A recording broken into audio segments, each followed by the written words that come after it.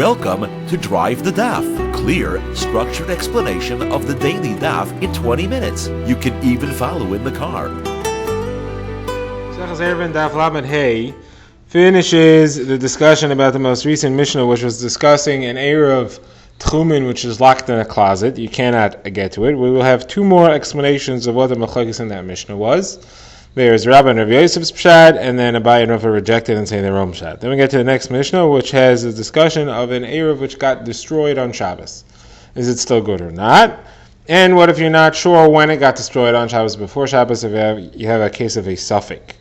So the Gemara on that will explain a few of the details of the cases and why there's a chidush, and then get into the sugya of when something's a suffix, where do you go? Do you go l'chumra or do you go l'kula, depending if it's a suffix d'oraisa or a suffix d'rabanan. So first of all, we had seen recently, the most recent Mishnah we saw is if you have an Eruv Tchumen which is locked in a closet, you can't get to the closet. We had seen there were three opinions in the machlokes. Our Mishnah had only two opinions, that you are allowed to use the Eruv and that you're not allowed to use the Eruv, and the question is, what are they arguing about? So we'd seen one shot, and now Rabbi and Rav say the Rom shot. They say that the closet that we are referring to is made out of wood, and it is so large that it holds at least 40 saw of liquid. And the question is, a closet that large, is it considered a halachic kli, or is it considered an oil? Is it considered to be a kli, a movable object, and therefore there is no isser to break a hole in it? We're holding ein binyan ustira b'kelim. Or is it considered to be something attached, something that big? According to some opinions, is considered to be a building, and therefore there would be an isser of binyan and stira, and you would not be allowed to break it. The machlokes then would be, if it's a kli, you're allowed to break it, you're allowed to get to the eruv, and therefore the eruv is good. But if it's a binyan, then you're not allowed to break it, you can't get to the eruv, and the eruv is no good, since you lost the key. So that's what the Gemara wants to say, is the machlokes going to Rabbi and Rav Yosef. The Gemara says that this is very similar to another such machlokes which we have seen, if a very large object is considered to be a binyan or a kli. That machlokes is talking about if a zav causes an object to move. We know that a zav is matame things. He's matame things by touching them, so this is referring to where he didn't touch it directly. He was either wearing a glove or hitting with a stick of wood, but he hit on a piece of furniture, which was very large, and he caused it to move. So the machlokes is there between the Tanakama against Rabbi Nechemia and Rabbi Shimon. Tanakama says if he caused it to move, it's tamei, and Rabbi Nechemia and Rabbi Shimon say no, it's tahar. So Gemara wants to say the machlokes probably is it considered a kli and therefore it's makabel toma, or is it considered a building and it's not makabel toma, and therefore this is the same machlokes. So the Gemara says Abai rejects this. Abai says there cannot be the machlokes over there. First of all, we have a Mishnah which clearly says that it doesn't matter how big it is; it depends on did you move it or not. If it's a very large object but it moves, then it's makabel toma anyway, even if it's big enough to be an ohel. Even in ohel itself, something which is big enough to be counted as an ohel, which is a building of sorts, but if you bang it and it moves, then it's tamei. And if it's a regular kli, which is definitely not large enough to be a building, and you bang it and it wasn't so heavy and it moves, then everybody agrees that it is makabel toma. Even Rav Nechemia and Rabbi Shimon. So you can't tell me that the machlokes is whether this thing is considered to be a kli or not. They clearly say it doesn't depend on whether it's a kli or not. It depends on whether it actually moves or not. So your pshat cannot be the correct pshat in that machlokes. What then is the machlokes there? The Gemara says machlokes there is as follows. It's referring to the following halacha. We know that in order for the zav to be matame the kli, he has to move it with his own strength. If he jumps or stops the floor and causes the object to move, so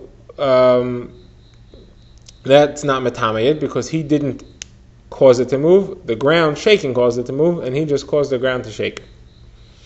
It's got to be that he caused the object to actually be dislodged from where it is.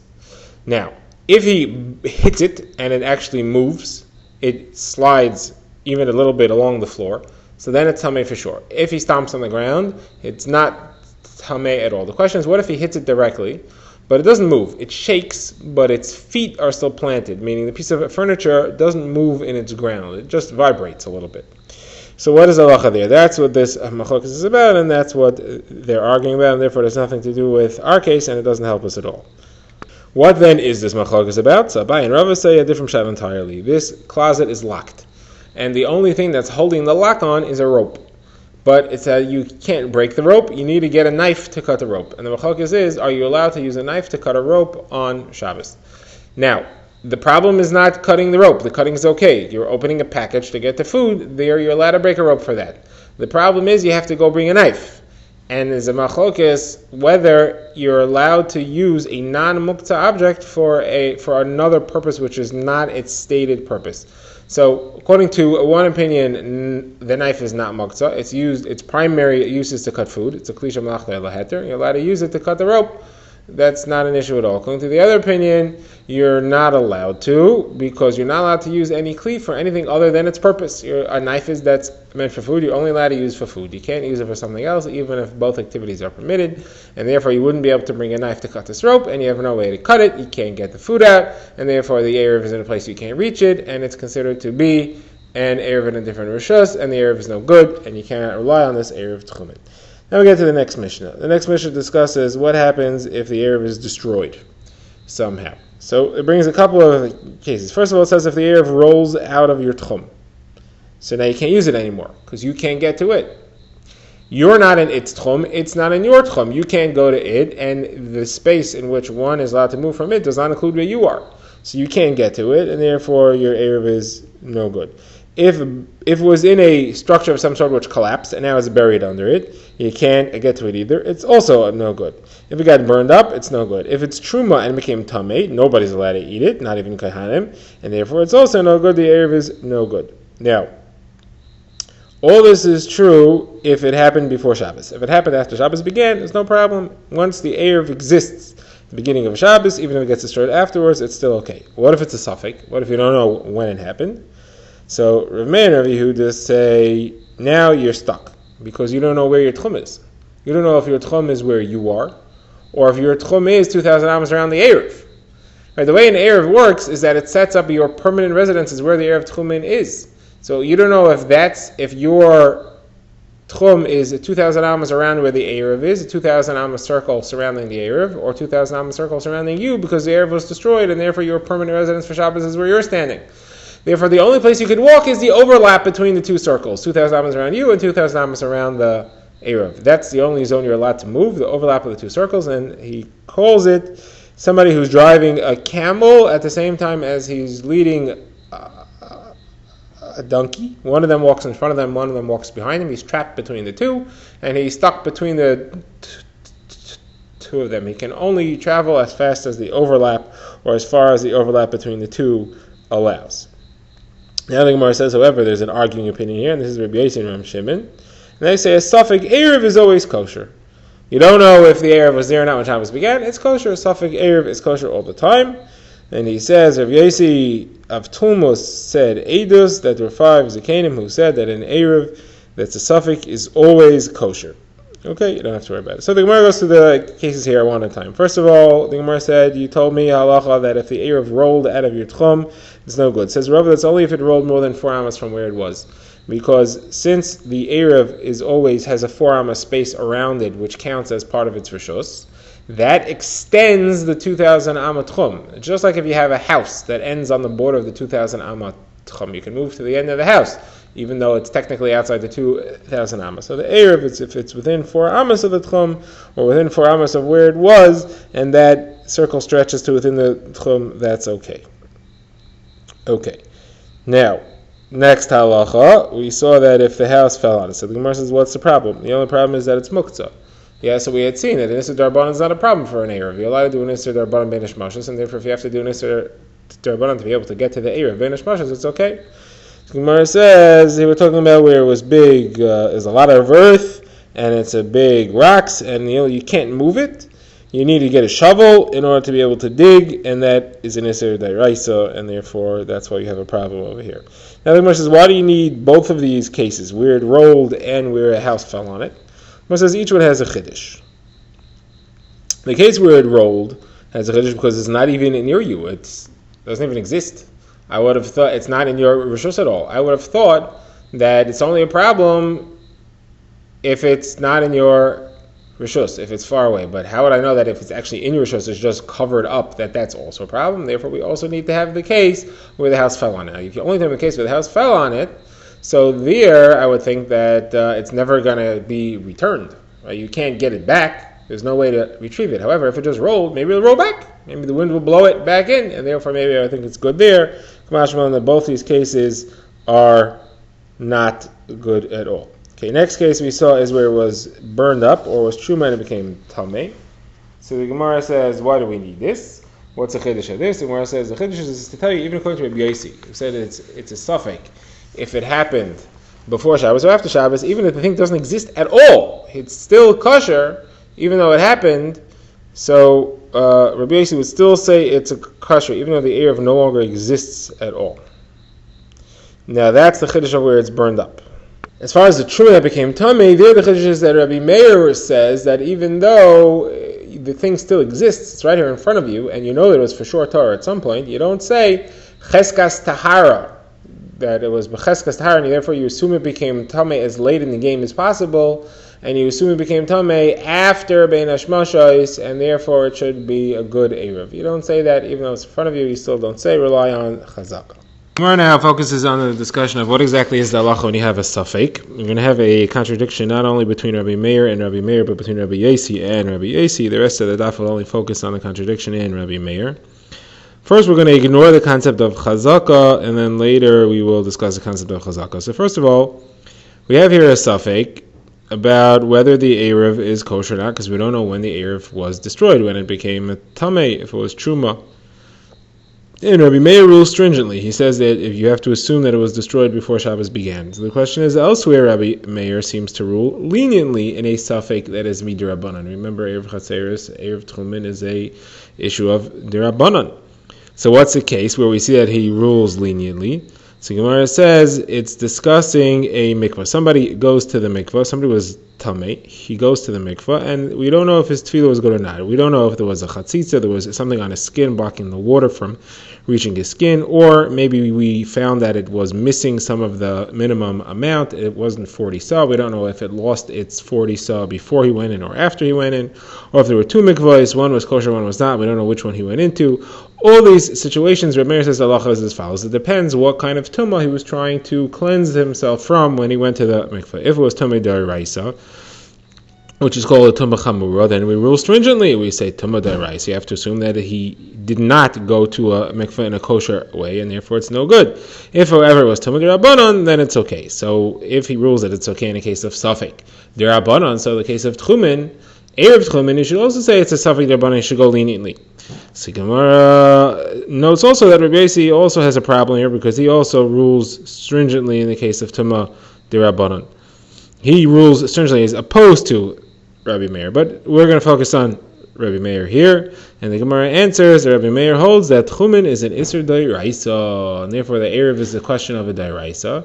And just like he rules by Tumah D'Oraisa, you have to go, in the case of Suffix where you're not sure, you have to go stringently L'Chumra.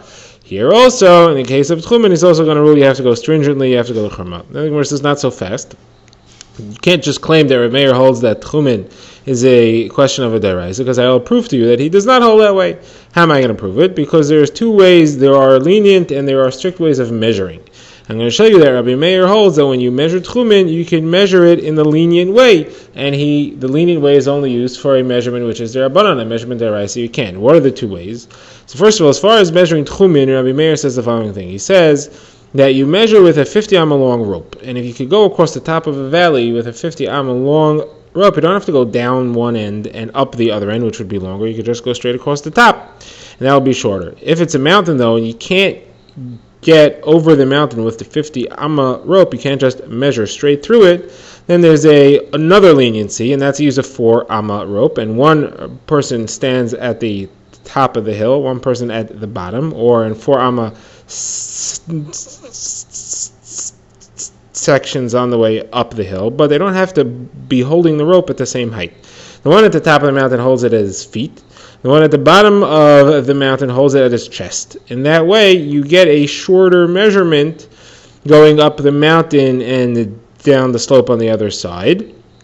And therefore, you'll end up with a longer tchum. So this special leniency applies to tchumen. However, in any case where you're measuring for Nisur D'Oraisa, such as if it's an Egla Arufa, which is a situation where you found a body somewhere between two villages, and you want to know which village is closer to the body in order to be able to be the one that has to perform the Egla Arufa service. So you measure in the normal way. You can't use any of these leniencies. The same applies to the tchum of a ir miklat. That's a special place where people who killed somebody by accident need to run to in order to be safe. So the tchum of the city also is included in that. You would also need to measure that tchum carefully. You cannot use these leniencies. So you see that Rabbi Meir says that you are allowed to use the leniencies for tchumin, just not for doiraisas. So obviously, also tchumin is the rabbanon. So Gemara says, no, not so fast. This wasn't a statement of Rabbi Meir here. This was all Rabbi Dustoi, Rabbi Yanai, quoting Rabbi Meir, and Rabbi Meir was saying, Shomati, I heard this halacha. So he doesn't hold of this halacha that you could use a shortened measurement for tchumin. He wouldn't say that. He just heard that people do hold that way. Maybe his Rebbe held that way. But he himself would hold that it's deraisa, and therefore you're not allowed to use that leniency at all. So he really does hold that tchumin is deraisa, so we're back to our old answer. Now the Gemara says, though, I have another problem here, because there's a concept of chazaka. Chazaka says if you have a certain state that you know exists, and it changed at some point, and it's halachic question, when did it change? You assume that the existing state continued as long as possible. And so in our situation, you would say, right, where the truma, which was the Erev, became tameh, you would assume that it became tameh as late in the game as possible, because it was becheskas tahira, that's the concept of chazaka. And therefore, it should be ruled, we should assume that it was a tahor at the time that Shabbos began, and therefore it's still a good Erev. I'm going to show you that Reb Meir holds of the concept of chazaka. He says you follow chazaka. Where do you see that? Mishnah is discussing somebody who, this is a new Mishnah, discussing somebody who went to sleep at night. In the middle of the night, he touched another person, and he wakes up in the morning and sees the person that he touched is dead. Now, he doesn't know when did he die. When he touched him at night, was he dead yet, or did he die later? So Rabbi Meir says he's tahar, the guy. You can assume that the person who died after he touched him, because he was in the chazaka that he was tahar before, and his cheskas tahara says that the guy probably died later. He stayed as tahar as he could. So this is not quite the chazaka of something happening later, it's the chazaka of his previous halachic state existing, if there's a suffix. So his previous halachic state of tahara continues now, even though there's a questionable situation where something may have blocked it or stopped it. So the Gemara says, so you want to know how come we assume we don't say that the Eruv has cheskas tahara, and here in this case of the person we say that the person has a cheskas tahara. Gemara says not a problem. The Eruv is talking about where there was a dead sheretz, a dead rodent on it, the whole Beinish Moshes. And therefore there's no suffix. There's no suffix. So then how's Rabbi Yossi arguing on him? In our Mishnah we saw that Rabbi Yossi argues and says that it's a suffix, and you could assume that it's tahar. What's he arguing about? What's the discussion at all if there's no suffix? So Gemara offers a different answer. The Gemara says, Rabbi and Rabbi Yossi say the answer is as follows. There were two sets of edim. One said, we are saying testimony for sure that this sheretz was on him the whole time. And it was on the truma the whole time, and therefore it's tameh for sure. And the other one is saying, no, it was definitely came after Shabbos began.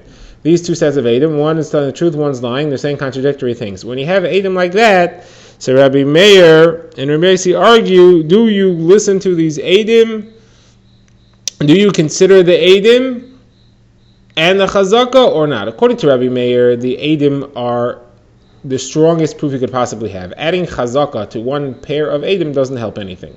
And therefore, you have to discount chazaka. You have two pairs of edim. You can no longer rely on chazaka.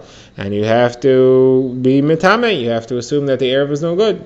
According to Rabbi Yossi, however, I could add chazaka on top of edim. And therefore, the edim against the edim cancel out. And I'm left with chazaka. And that's why Rabbi Yossi rules that you can go lenient over here and assume that the truma was tahar for as late as possible. And the Erev is still kosher. Drive the Daf is a project of the Grand Woodlands Shul and is presented by Rabbi Yitzchak Landa. Find us on YouTube or subscribe to daily emails by emailing drivethedaf@gmail.com.